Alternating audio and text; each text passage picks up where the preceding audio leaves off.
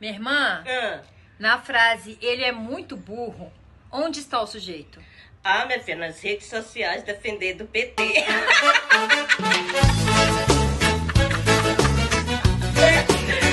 Minha irmã, qual a diferença do PSOL pro PT?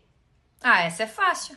Você coloca um monte de capim seco na frente deles. Hum. Se comer, é petista. Se fumar, é pessoalista. Minha irmã, o povo fica falando desse Elon Musk aí, mas pra mim o Lula é muito melhor que ele. É não, minha irmã. Claro que é, só porque ele inventou um foguete que dá ré. E o Lula que mandou o Brasil pro espaço sem foguete nenhum. Vai melhor.